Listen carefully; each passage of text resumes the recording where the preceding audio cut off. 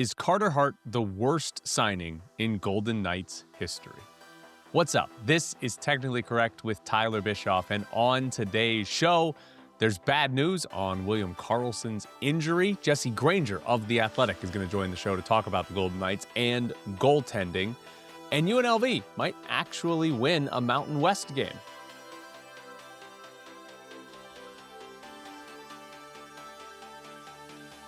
Shout out to Battle Blast Las Vegas for sponsoring the show. Very excited to have Battle Blast on board here at Technically Correct. A big deal for me here in 2026. Here we go. Carter Hart is hurt and is week to week. We'll see if there's a more official update, but I wouldn't count on it from the Golden Knights. And what it means is the Carter Hart signing looks about as bad as it possibly can on every possible front.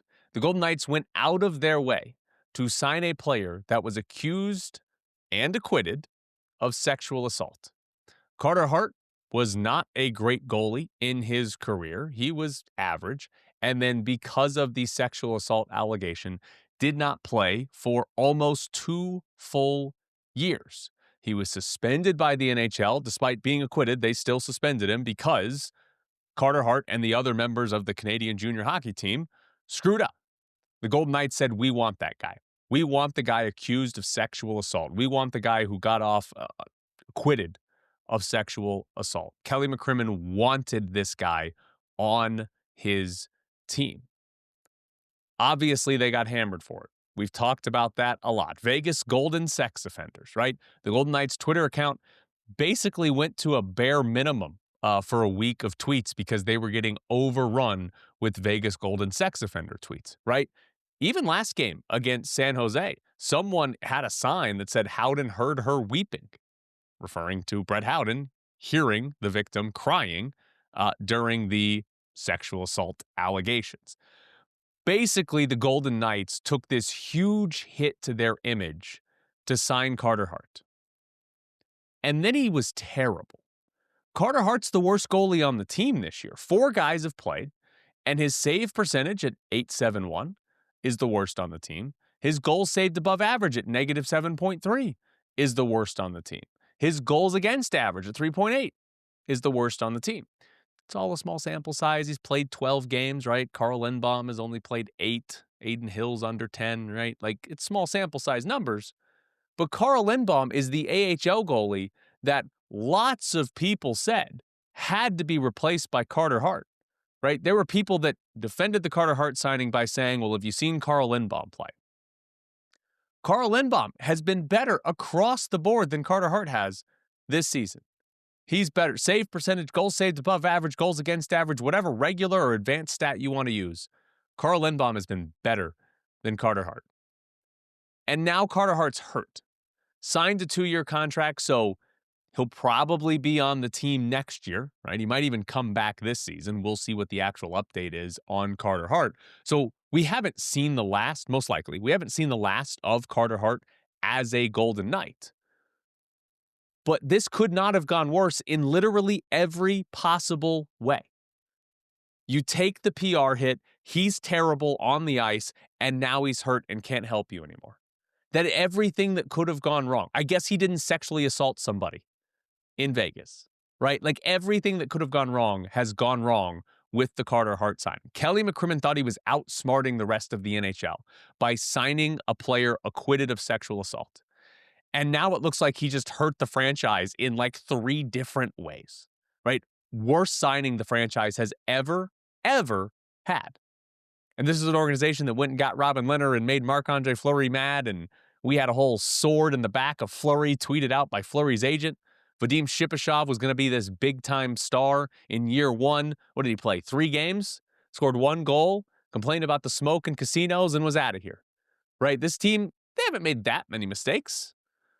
They wouldn't be very good if they had made too many mistakes. But it's the worst signing in franchise history. And it's not even close at this point.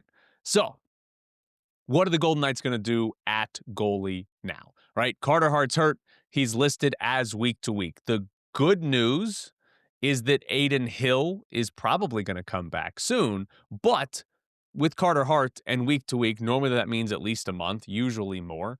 It's mid-January. 2 months from now would put him out till mid-March. If it's any longer than that, we're getting into the playoffs, which start in mid-April, and then the conversation would be, is Carter Hart coming back at all this season? But Aiden Hill should be coming back from injury soon. Maybe this week. Last time Bruce Cassidy talked about it, he had not ruled him out for this week. So there's no real concrete answer on his return, as there is or isn't with every player on the Golden Knights. So you might have, obviously you got to survive a little bit here, but you might have just a switch from Carter Hart to Aiden Hill as your top goalie, which should be improvement, right? Carter Hart was very, very bad. But Aiden Hill's injury history and the fact that he's coming back from one right now makes his availability still a question mark even when he's back. I still think that's something you have to be ready for or planning for as an organization. If Aiden Hill is your top goalie, I don't think you can just expect him to come back at some point here in January and then he's just the guy that gets 2/3 of the games, or however many they want to give him. I don't think you can just assume that that's actually going to play out. Maybe it does, but I don't think you can. So what the Golden Knights have right now is Akira Schmid and Carl Lindbaum. In theory, they're going to have Akira Schmid backing up Aiden Hill very soon. How do you feel about that duo? Kelly McCrimmon didn't like it that much. Not enough to make a real signing at goalie, but he got Carter Hart. I should rephrase that. He was reportedly interested in Carter Hart, and the Golden Knights were the front runners, the team likely to sign Carter Hart before Aiden Hill ever got hurt. So Kelly McCrimmon was already going after Carter Hart when he had a healthy Aiden Hill and a healthy Akira Schmid, which means he thought he needed to upgrade on this position. Will he still think that if Carter Hart is out for a long time here? Will he still think that, or is he going to roll with Hill and Schmid? Maybe they'll make a trade. We'll talk to Jesse Granger of The Athletic a little bit later about goaltending and about the trade deadline and this position. I guess it's a position that you look at, but it is a very, very hard position to go out and trade for a goalie that helps you or improves your team, right? Like, are they going to find a goalie at the trade deadline that's better than Aiden Hill? No, probably not. Are they going to find one that's better than Akira Schmid? Maybe. It's definitely possible. Akira Schmid's slightly below average goaltender, right? Can they find somebody better than Akira Schmid? Probably. Is it going to be worth the price to upgrade your backup goalie? Depends on how healthy you think Aiden Hill's going to stay and how well you feel about Akira Schmid starting a potential playoff game if Aiden Hill does get hurt. Also, by the way, Kelly McCrimmon hasn't taken questions about Carter Hart still. That has not happened. Now, the Golden Knights, they're back though. They've got 4 straight wins. Unsurprisingly, it's with Eichel and with Theodore coming back, the Golden Knights start winning.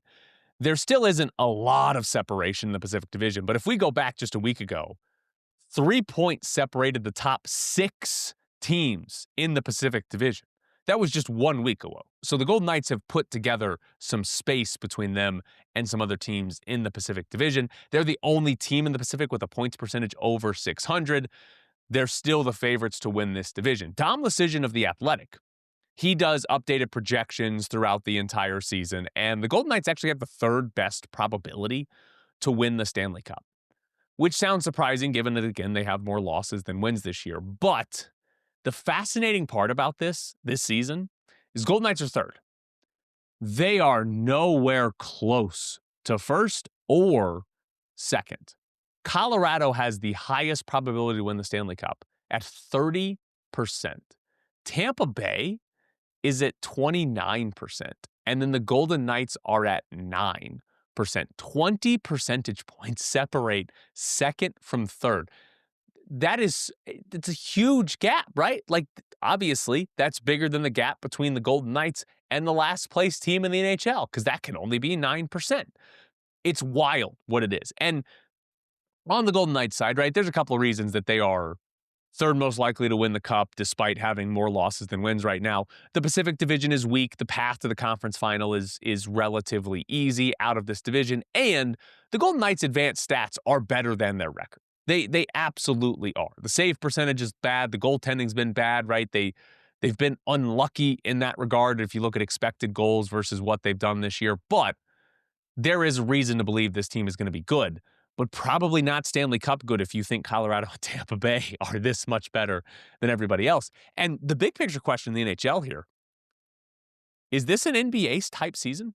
Right? We're kind of used to the NHL being pretty wide open, but the NBA being the league where it's like, all right, there's 3, maybe 4 teams that can win the NBA finals, and we know who those teams are going to be right now.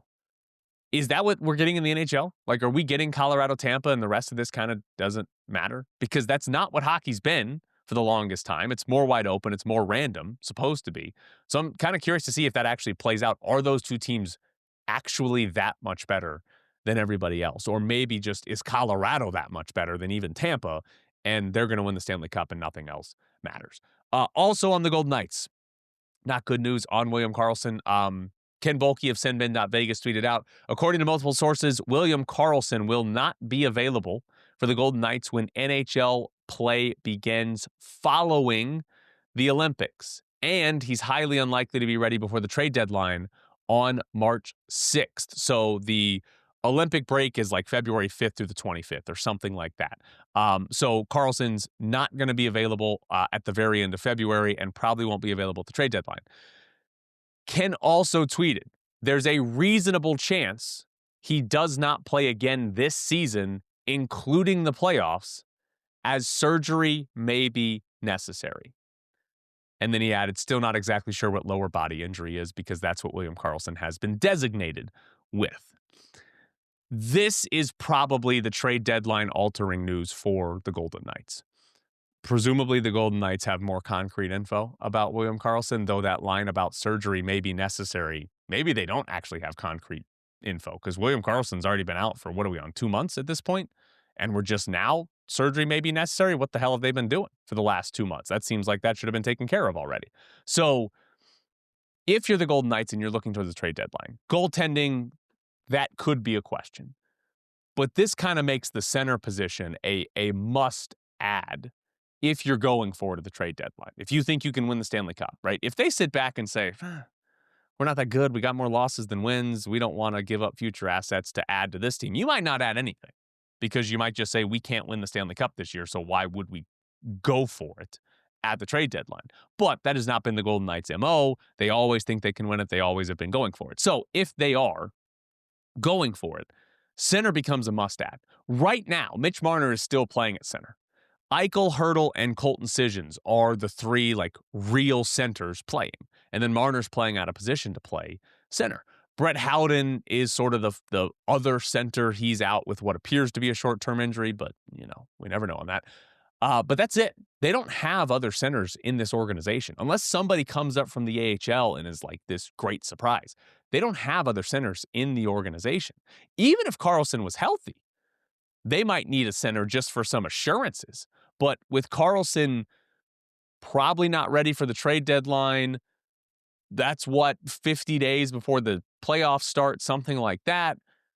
You have to trade for a center if you're adding to this roster. And I think the big point to make here is when we're looking at roster construction, is this was a mistake from Kelly McCrimmon. This is a roster that was not well put together by Kelly McCrimmon. Big thing to look at is when they get Mitch Marner, they traded Nick Waugh to Toronto 2 days before Mitch Marner became a free agent or would have become a free agent. It was unnecessary. They get Mitch Marner, they add to the top-end talent of the roster, but ignore the low-end talent of the roster. And now we're talking about not having center depth, we're talking about not having Nick Waugh, and if you look beyond that, right, the bottom pair for this team hasn't been great. You also have the bottom 6 forward group, not great. Like sometimes Hertl's playing down there at center, Karlsson, when he's healthy, is playing down there, but other than those two, what's Riley Smith adding to the team? What's Brandon Saad adding to the team? Keegan Colasar, he scored a goal. But it's just the depth on this team is not there. So what does that mean for this team and their chances to actually win? It certainly looks like we've had somewhat of a poor roster build from Kelly McCrimmon. Not terrible, right? The team's in first place in the Pacific, the top end talent is good, but it just seems like and they ignored depth. They ignored goaltending depth until Carter Hart was available. They ignored center depth, and I think that's sort of been a big problem for this team. Technically Correct is brought to you by Battle Blast Las Vegas, the best laser tag in Las Vegas. Battle Blast is a perfect spot for your next event, kid's birthday party, a corporate event. Little League season ends, you want to have your team party there, take it to Battle Blast. That is the place to go. And I'll say, do your own birthday party there. I've got to go down there with some of my friends. My birthday's not for a little while, but we'll figure it out. Go down there, laser tag at Battle Blast Las Vegas. Plus, they've got arcade, prizes. There's more than just laser tag there. It's Battle Blast Las Vegas, located at 8125 West Sahara Avenue. Battle Blast Las Vegas, your next stop for fun here in Vegas. Battle Blast, been serving Las Vegas since June 2012 with the very best in family entertainment. We are proud to provide the best facility, equipment, and service possible. Strap on laser tag vests, step into the 5,600 square foot two-story arena designed to look like a worn-torn city street. An exciting atmosphere filled with exhilarating music, blacklight effects, and fog. Battle Blast also features a viewing deck for those not playing can watch players vest up and catch a view of the action going on in the arena. In between games, check out our arcade and prize center and enjoy tasty treats from our snack bar. Birthday parties, sports teams, group outings, and corporate events. Battle Blast does it all. We want to make your Battle Blast experience so good you'll want to return again and again. Battle Blast is the ultimate destination for family fun and friendly competition.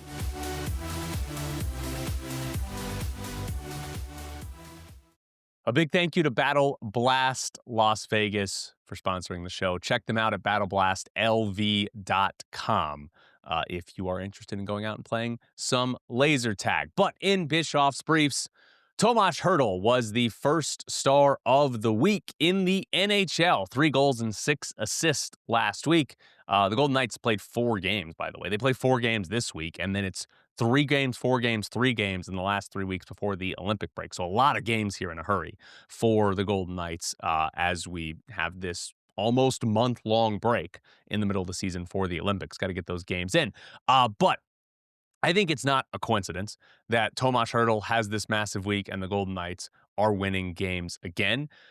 I think the playoff run, what it looks like for Vegas, is largely going to be based on what do the star players do.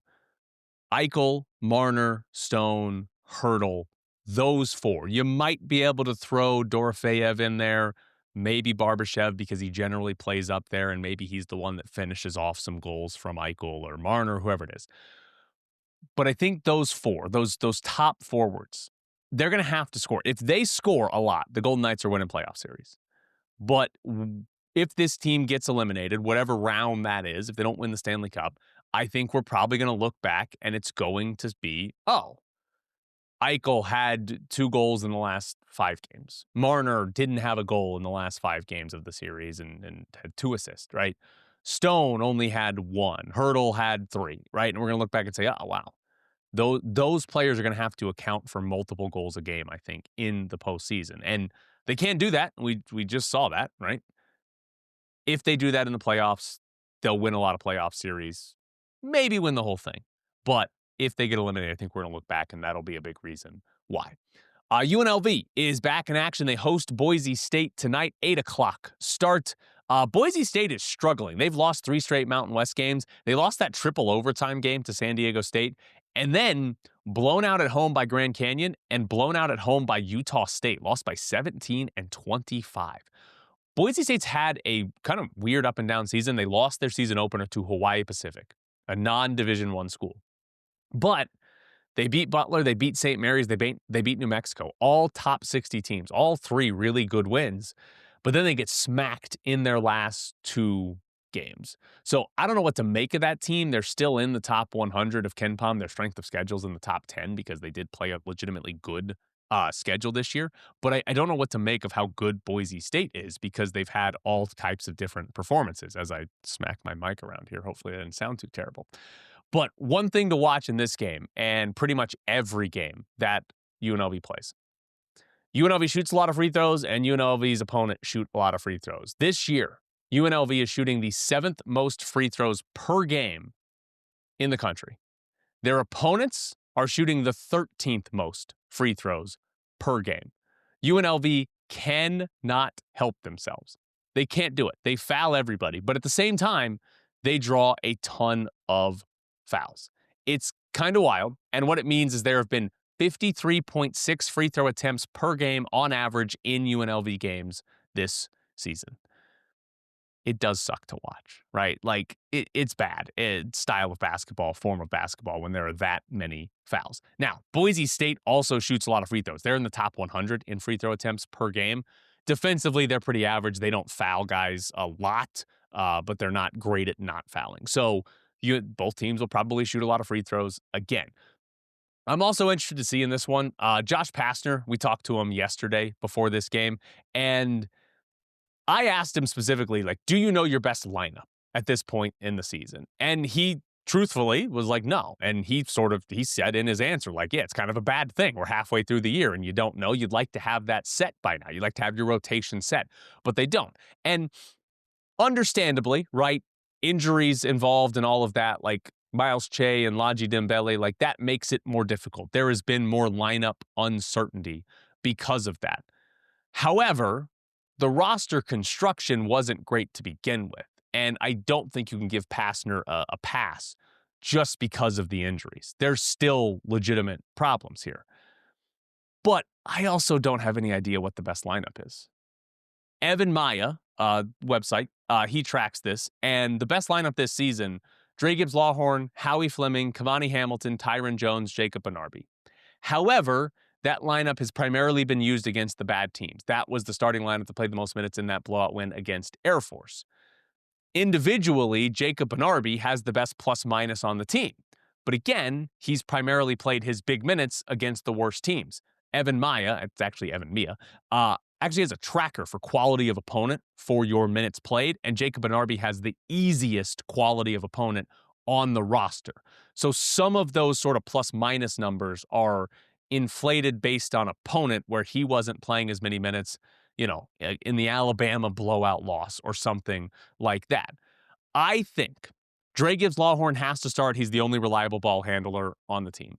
Kamani Hamilton is the best player. There's some foul issues there. Josh Pastner even said yesterday he's got to be better at a lot of things, but he's the best player on the team. Those two are in the lineup.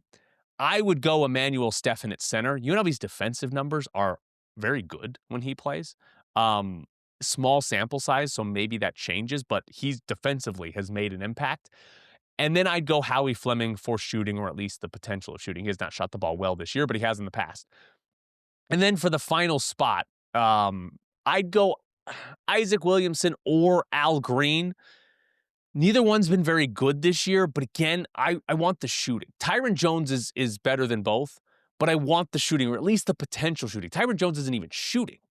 So I want the potential shooting there. Tyron Jones would still play a lot for me coming off the bench, but I don't want that starting lineup and the most used lineup to have three guys that are just complete non-shooters. Emmanuel Stephan and Tyron Jones don't shoot, and Kamani Hamilton is a bad shooter who shoots a little bit. Like, I don't want that. I want to get three shooters on the floor as much as possible, but it's hard to do because this roster is just not good. It's just not a good roster, and there's not enough shooting to do that. So I don't think there's a great answer for Josh Pastner, but it's not a great look to not know what your best lineup is and what your rotation should look like at this point in the season. Raiders, we got some more coaching updates. They are requesting to interview Jesse Mentor. That is the defensive coordinator of the LA Chargers. Chargers got knocked out of the playoffs. Another defensive name, so it's skewed. I think it's now 6-4 for the 10 people they've either interviewed or requested an interview. It's 6-4 in terms of offensive-minded versus defensive-minded. Mike LaFleur is staying put in Green Bay. He is not leaving. The Packers are not firing LaFleur. I think that would have been dumb of Green Bay to do that. And we have not seen, or at least I have not seen, the Raiders request an interview or just have an interview. I guess they don't have to request. He got fired with Mike McDaniel as head coach. Got fired by the Dolphins. I'll say this. I think McDaniel is the perfect offensive coordinator candidate for a team that does have a defensive-minded head coach. I do think that's where he would fit well. I don't know if I'd want him as my head coach. But again, like I said yesterday, if you hire a defensive-minded head coach, McDaniel comes in as the OC. If the offense is great for 2 years, McDaniel's probably getting another shot to be a head coach. And then you've got to go find another good offensive coordinator. So I haven't seen the Raiders request or excuse me, interview Mike McDaniel, but wouldn't be surprising if they did because other teams have done that. Ty Simpson is potentially going back to college. The Alabama quarterback is planning to go to the NFL draft, but AL.com is reporting that multiple teams have made offers to Ty Simpson to come back to school, go in the transfer portal, and transfer to their school. Multiple SEC programs have offered him $4 million, and according to AL.com, one power conference team made an offer of $6.5 million. To give you some numbers, only the top 7 picks in the NFL draft will make over $6.5 million next season, and only the top 15 will make over $4 million next season. Now, obviously, you sign a contract for 4 years, not just one, so there's more years added on, but Ty Simpson next year would almost certainly make more money going back to college than he would on his first rookie contract. I haven't seen any teams, the names reported of the teams. LSU presumably would have been one. They just got Levitt, so maybe not. Ole Miss might have been one. Miami is losing Carson Beck, so they actually make a lot of sense as well. Also, Marvin Menzies is out at UMKC. He's going to finish out the season, according to Jeff Goodman, but the former UNLV head coach is done at his newest school. UMKC is 4-14 this season under Menzies. They're ranked 337 in Ken Pom. It's his worst season at UMKC in his 4th year. I wonder if he regrets taking the UNLV job. He took it late, didn't have a real chance in his first year to win anything, but got fired after year 3. He certainly could have done something in years 2 and 3 better than he did. But would he have been better off staying in New Mexico State, having another season or 2 that was good, and then taking a different, higher profile job, one that he got on a normal timeline? I wonder if he thinks that at any point and how his career has played out. But this has been Bischoff's Briefs. It is brought to you by Battle Blast Las Vegas, the best laser tag in Las Vegas. Host your next birthday party at Battle Blast. Book the party package, and you'll get a private party room, a dedicated host, pizza, soda, arcade tokens, and of course, laser tag. Plus, you can add on a game just for adults, or, as I would suggest, just book it for your own birthday. Forget about the kids and just go for yourself. Battle Blast Las Vegas, located at 8125 West Sahara Avenue, your next stop for fun in Las Vegas. He is Jesse Granger from The Athletic. He's not here to tell us about how the Denver Broncos are the worst 1 seed in the history of the NFL playoffs. Unfortunately, we're talking about hockey. Jesse, by the way, has great football opinions because just by default, he thinks everybody's bad at football. That's how he views every team in every football league. It's great. Yes, that is true. And for the most part, I'm right. All right. So the Golden Knights finally started winning games, but the goaltender position is now the most questionable it's been the whole season. I want to start with Aiden Hill. Is he back this week? Like, is that realistic that he's playing in one of the next couple of games? I think it is realistic. It's tough to tell with goalies. We were actually having this conversation with Bruce Cassidy the other day, and he's like, why don't we have a red jersey for goalies? It's like, Bruce, I think you're the one that would make that call, so let's get on it. But he's right, though. Like with skaters, it's easier to tell the timeline. Obviously, the teams aren't going to lay the timeline out for us, so we have to look at cues. With goalies, it's tougher because it's different. They'll skate on their own sometimes without the team. They don't wear a non-contact jersey, so there isn't a cue of like when a player stops wearing the red jersey, it's like he's back today. For the goalie, we don't have that. I do think it's realistic. He's been out of a really long time, obviously, and I think that the fact that Carter Hart gets hurt and they're now back to a Lindbaum-Schmid duo that has not done well this year, it wouldn't surprise me if Aiden Hill's back. Maybe a little bit sooner. I know Bruce Cassidy said we're not going to rush him back, but in terms of you may not give him those extra couple days that you were just going to give him just for the heck of it. Now you actually need him in there. I wouldn't be surprised if he's back in the net sooner rather than later. Can a goalie even practice non-contact? Or you're going to get contacted by the puck, aren't you? Right. I mean, you'd hope that it's always non-contact in terms of like players running into him. We just saw Igor Shesterkin. Like, it's so easy to get hurt on the tiniest little bump when you're in a weird position. So I would hope it's always a non-contact, but I think it's more just for us, for the media, than it is for the actual players on the ice. So Hill is coming back. Carter Hart just got hurt. They said it's week to week. That usually means like month to month. Is there anything else to know about Carter's Hart injury other than it's week to week and probably going to be somewhat long term? Right. I mean, the fact that it was whenever it's for a goalie around their knees or hips, and just like Aiden Hill's was, that's always like worst case scenario. Like with Aiden Hill, it didn't even look like it was that bad of an injury when it happened, and look where we are. It's been months and he hasn't played because it's around that knee, hip, groin area. Those are usually like whether it's like a tear, then you're probably out for the season. If it's just a strain for that position specifically, it's going to be a while. I would be shocked if we see Carter Hart anytime soon.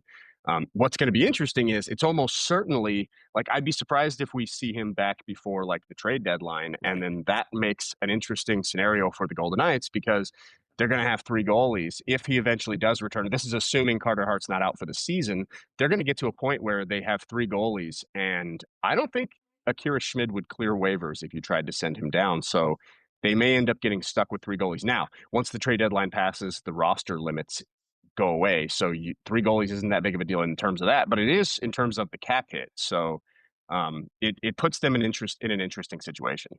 Before I ask about the trade deadline, I want to ask you just in general, is this the worst goaltending year the Golden Knights have had? For sure, statistically. I was actually just looking at these numbers yesterday, and I feel like we all think the Golden Knights haven't been very good defensively just because the goalies have been so bad. It's messed up our perception.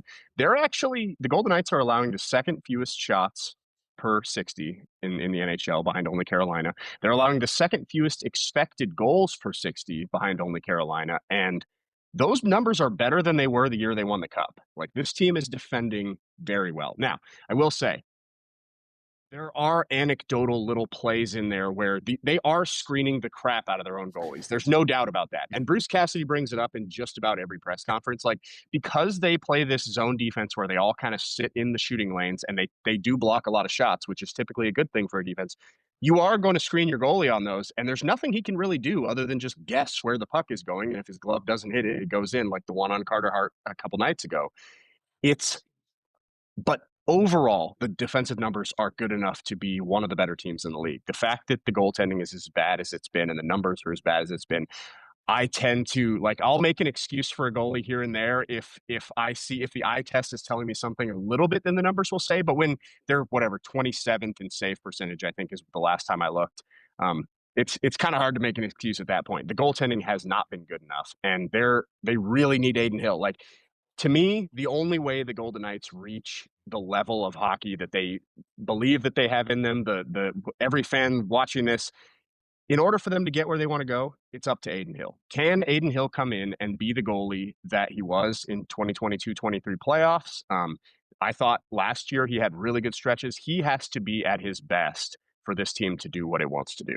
Okay, so with that in mind, and you mentioned the possibility of having to carry three goalies if Carter Hart's healthy before the trade deadline. Should they trade for a goalie? Like, should they just simply say, hey, we hope Aiden Hill comes back, stays healthy, and plays really well? They won a Stanley Cup with Aiden Hill playing really well. Or should they say, it doesn't matter if we have three goalies because at least two of them haven't been very good for us, so we need to go trade for something else that is at the very least Aiden Hill insurance? Like, what do they do? Because I feel like they probably should at least trade for a goalie, but then I don't know what you do if Carter Hart comes back, and I don't know if there's going to be one that's actually good enough to justify trading for a goalie at the trade deadline. Yeah, I mean, you pretty much nailed it. They know more about Carter Hart's injury than we do. If they believe he's out for the season, it wouldn't surprise me at all if they add a veteran backup type of goalie. Like we just saw, Ottawa just signed James Reimer. That's the type of addition I would expect. Like a guy who, if Aiden Hill were to get hurt, we are not totally screwed type of guy. Like, I don't think they're going to bring in someone that can challenge Aiden Hill. I think maybe they thought that would be Carter Hart. Clearly that hasn't happened, both in terms of his performance and obviously the fact that he got injured. But it's interesting. If they were to choose to bring in a goalie, it has to be someone on a 1-year deal, because you've got, like, when they signed that deal with Carter Hart, it's a 2-year deal, and he's back next year for $2 million. You can't bury that in the minors. There will still be, even if you put him in the minors, there will still be salary up at the NHL level because it's above the threshold. So I would be surprised if they add a goalie who is like an addition, like a permanent addition to the team. But I wouldn't be surprised if they add some veteran who they can add on a cheap deal that's expiring, that it'll just be for a rental as insurance for Aiden Hill as they go to the playoffs. On the bad save percentage of this team and the fact that they're not giving up the shots and the chances, is there anything stylistically between Akira Schmid or Carter Hart or Carl Lindbaum that's different from what Aiden Hill does or anybody else has done in the past that would lead to that? Like, is there a style problem that's not meshing well? That's a good question. I think to me, I see them as I think Schmid is much more similar to Hill. They're both big goalies, kind of blocking guys. And to me, that is the style that fits the way the Golden Knights play defense best. Because when you set up a zone around your net and you're just not going to allow the puck into the slot, and that means there's going to be shots from distance, that means there's going to be traffic, there's going to be screens. And to me, like, I've been a big proponent of these little goalies need to be given more of a chance. Like, the NHL doesn't give them a chance, and now we see Dustin Wolf and Jet Greaves in Columbus playing much better. But there are certain situations in the hockey game where the only way you can be better at this is by being bigger. And when it's a screenshot, the bigger the goalie is, the better chance it has of hitting him, the more net coverage he has. So to me, that's why goalie coach Sean Burke and why Bruce Cassidy and why the Golden Knights have sort of leaned towards that big blocking goalie back from when they acquired Robin Lehner. Obviously, Aiden Hill's that style, Akira Schmid's that style. Carter Hart and Lindbaum are not at all. They're smaller, more athletic, more acrobatic goalies who kind of are all over the place. And to me, that's a style that lends itself to more of those leaky goals happening. And we saw it with Carter Hart. Like, I think a lot of fans got excited about Carter Hart because he will make those 10 bell saves where it's like a ridiculous one-timer across the slot. But then at the end of the night, he's got 4 goals against every single time. And I think that's why. I think it's those leaky goals of maybe he didn't quite see the release, so he wasn't there. And he's just not a giant human being the way Schmid and Hill are, so the puck doesn't hit him. So, yes, I do think stylistically that's the kind of goalie that Sean Burke would prefer and the Golden Knights would prefer. Um, Although with this team, the way they handle the goalies, it's like it's hard to predict what they're going to do because it's craziness. Looking to next year with the goaltending, Hill and Hart are under contract for next season. Hill for longer than that. Is that a good goaltending duo? If I told you they're both healthy for all of next season, is that a good goaltending duo? I think it's going to be tough to upgrade on. I'll put it that way. Like it's kind of there are only a handful of elite goalies in this league that are just going to win you game. Like Ilya Sorokin is doing for the Islanders right now, but those goalies just teams won't give them up. And like Edmonton has been having this issue for years now, in that it's hard to upgrade from when you've got a goalie who's like the league average 15th, 16th best goalie in the league, the way I would say a Skinner is. I think Aiden Hill might be a little bit better than that, but he's kind of in that same tier.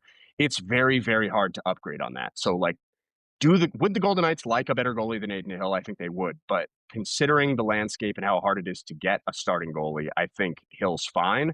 And I think that the one thing Hill has shown us is he plays better in the postseason than he does in the regular season. He's done it every single year. Even last year, when things didn't go well in the playoffs, I didn't think it was Hill at all was the problem in that Edmonton series. And the year before that, he was awesome against Dallas when they lost the first in 7 games. I think they lost like 1-0. And obviously the cup year, he was awesome. So I will say that I think Aiden Hill's kind of like an average regular season goalie, but he's the type of goalie that if he can stay healthy, like you said, if you're going to guarantee me health, then I do like my chances with Aiden Hill as my guy in the playoffs. And then Carter Hart is the backup. I think that's fine. I think whenever Aiden Hill is your goalie, you're going to need a better backup that has to play more games because you don't want to overtax him the way you do maybe some of the other workhorses. And I think Carter Hart is a good enough goalie to do that. I don't think he's good enough to be a starter. Or you wouldn't feel comfortable with him as your starter going into a season. But I think as a backup tandem guy, I think Hart's fine.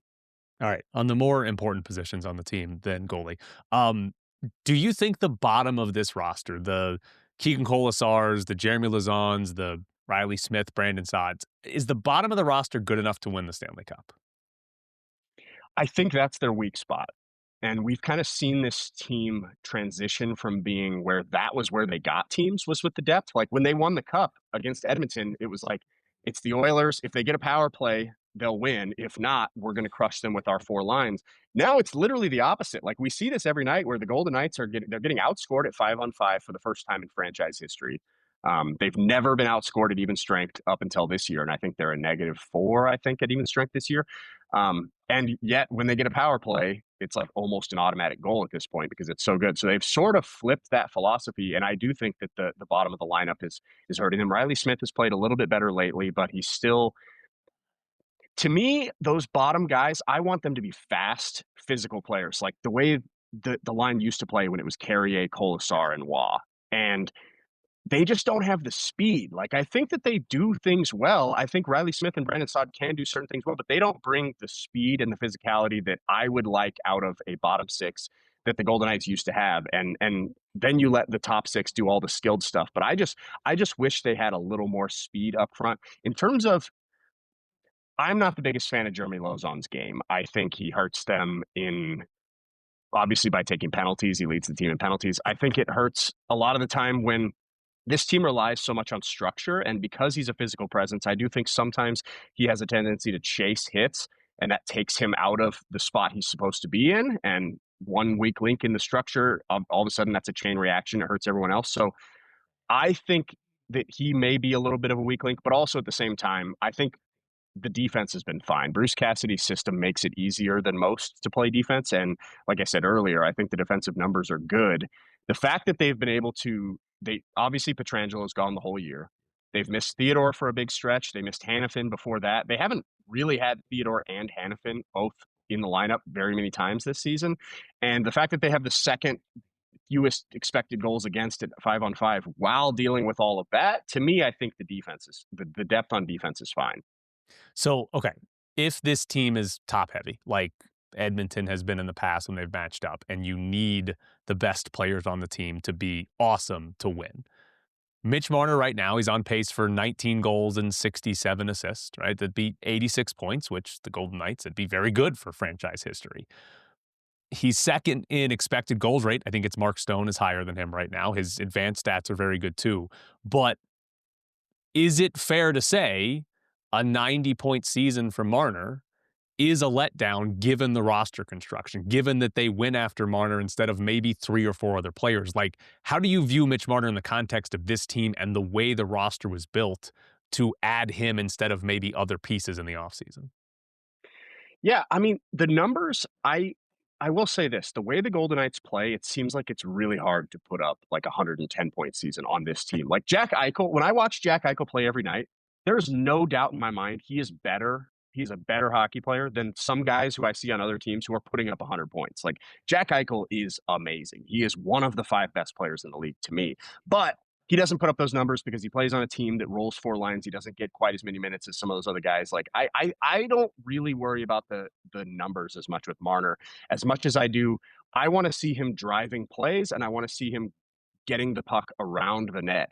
And so that's actually been happening more lately. Like earlier in the season, his points were fine, but they were all secondary assists. And it's like, I thought, yes, I know numbers wise it's fine, but he hasn't looked like the player he needs to be in order for this team to get where they want to, like you said. I think this last stretch, we've seen more of that from him. The biggest question is, can he do it in the playoffs? Because in Toronto, he had seasons that were way better than this, where he was in much better form. And then the playoffs get here, and all of a sudden that dries up. So if Mitch Marner can drive offense on a line and get to the areas in front of the net in the playoffs, then I don't really care if he has 80 points, if he has 90 points, whatever it is. I just want to see more of those types of plays as opposed to him picking up assists because he just happened to be on the ice and he was the second guy who passed it to the person who made the play. Like I said, he's rounding into that. I'm starting to maybe believe a little bit, but I'm still a little skeptical on that end. So he's playing center still. Ken Boelke from Vegas tweeted out that William Karlsson's going to be out through the Olympics and even said that it's possible William Karlsson's done for the entire year. We talked about trading for a goalie. They got to trade for a center, right? To me, that's the most pressing need. Like, I actually was thinking, like, I know everybody who's been on Rasmus Anderson since the offseason is what people think is coming to Vegas. I think the way we've seen things play out, a center is clearly the way to go. The problem is that's like 75% of the NHL wants a center right now. And more specifically, the Golden Knights would like a value center who's not like they're not looking to go spend like a first round pick and get some huge salary center. They want a cheap center who can come in and play good minutes, but like I think every GM in the entire NHL is also looking for that exact specific type of player. So good luck getting one at a good value. Even if there is one available, there will probably be a bidding war on them. That is not an easy position. And it's part of the reason the Golden Knights have been so good is they've got so many good centers. And like it was a couple years ago, I feel like they had like 3 centers playing the wing because they had too many of them. And now all of a sudden they've got wingers playing center. It's the opposite. Do you think Nick Waugh's available? I feel like he'd fit that pretty well. Be nice, right? I don't know if they can fit his salary. He's playing pretty well up in Toronto. Yeah, I mean, and that's to me, that's where we were talking about the depth earlier. I think the Golden Knights thought Colton Sissons would be closer to Nick Waugh than he's been, and we're only halfway through the season. Maybe Sissons will end up being a better fit down the stretch. So far to this point, that drop off from Waugh to Sissons has been bigger than I expected. I think probably bigger than they expected also. All right, I got a couple of non-Golden Knights things to ask you. First off, looking to the Olympics, are the Canadian goalies bad enough that they don't win gold? Well, I think if they put Logan Thompson in the net, I think Logan Thompson's one of the best goalies in the league this year. I don't know if they will, though. That's the question is like, are they going to ride Jordan Binnington into the sunset? Maybe big game Binnington will come in. I mean, he's been objectively horrible this year. I love Jordan Binnington. I can't defend his numbers this year. He has been objectively horrible. And you can't just blame the Blues either, because like I've heard Armstrong, who is the GM for Binnington's Blues and Team Canada, has said, well, we haven't played well enough in front of him. Well, Joel Hofer, the backup, has been playing out of his mind lately over the last month. Now, his season-long numbers are pretty bad because the start was so bad, but we've seen him turn the corner and start to play better, but Binnington hasn't. So to me, that tells me that his game isn't in good form. I think they'll probably give Binnington the first shot at it. And my concern, if I were rooting for Canada, which I'm not, but if I were rooting for Canada, my concern would be that Binnington's going to come in, and in the group stage, when you get to play some cans, he's going to look good because anyone would look good behind that Canadian team playing against some of these other teams. And that will give them the confidence that, okay, he just needed to get in the Olympics and now he's in form. And then all of a sudden you get to the one game that means something, whether it's the medal round or the gold medal game, and he's the Jordan Binnington we've seen all NHL season, which is not very good. So yes, I think if they play Binnington throughout the whole tournament, I think it's absolutely a chance that the goaltending could cost them the gold, and maybe the U.S. could sneak in there and grab it. Is there a non-U.S., non-Canada team you're most interested in seeing? Czechia. I love it. I'm partially biased just because I've been working on a big goalie story on the Czechia goalies. 1998 was like the biggest moment in maybe goaltending international history. Dominik Hasek basically single-handedly won it for the Czechs. I don't think they've got a goalie on that level this year, but Lukáš Dostal in Anaheim is awesome. And then they've also got some top guys up front. Like Czechia doesn't have anywhere near the depth that the big four, US, Canada, Sweden, and Finland have, but they've got Martin Necas has been awesome for the Avs. They've got Pasternak. They've got Tomáš Hertl. So they've got a few guys who can score enough goals to maybe get them a big one, and they've got a goalie who can steal the game for them. So I'm hoping Czechia kind of maybe upsets a team or two and makes it interesting. What's more likely, somebody not named the Canada or the United States wins gold, or they abandon the entire Olympic hockey tournament because the arena just can't host games? I think the second one is more likely. The pictures I've been seeing lately are terrifying. I hope for the sake of everyone involved that we get hockey games, but it's looking pretty rough. All right. Last thing. I don't like goalies mainly because I'm friends with you and you love goalies too much. But I do have a positive thing for goalies that I think is very important and that the NHL needs to change, and it's own goals. It's wild to me that the NHL doesn't count own goals. We're giving out goals and assists to people who were trying to pass the puck and it gets deflected off an idiot's skate and goes in the net. It's stupid. It should be an own goal, not a goal for somebody that was passing the puck. But I was happy to tell you that if you've tracked it that way, the way they do in soccer, it doesn't count against the goalie. It does not hurt the save percentage of the goalie. It's not a shot on goal in soccer if a team scores an own goal. So you're on board with me on this, that we need own goals in the NHL so that goalie stats can get boosted back up a little bit. Absolutely. I don't think I've ever been so excited about a goalie take you had. Usually I'm rolling my eyes and like ready to fight back. And this conversation we had stemmed from that. I wrote a story about the shots on goal and how they're counting them. And Joey Decord, Seattle Kraken goalie, had a great point of like, well, if the guy shoots it from behind the net, it's not a shot on goal until it hits me in the back of the head and goes in. So you're telling me I can create shots on goal? It's a phenomenal argument. I don't think we'll ever see the NHL go the way you're saying they should, mostly just because like 30% of the goals in the league would be own goals. And then like the leading goal scorer would have like 32 goals at the end of the year. Like we'd have Nathan McKinnon leading the NHL with 32 goals because all of the rest of them went in off somebody. But I'd love it. We'd see 920, 930 save percentages again. That might be the only way we can get back up to that. To be clear, it's not an own goal if you shoot it and it's going on net and just gets deflected on the way. It's only an own goal if you're just going to completely miss the net, or it's a pass, or you do something like Leon Draisaitl did in the playoffs and just decide, hey, Riley Smith's pass looks like a good one to just stick in my own net. That's an own goal. But if you shoot it and just hits a defender's knee, that still counts as a goal. We're still crediting that.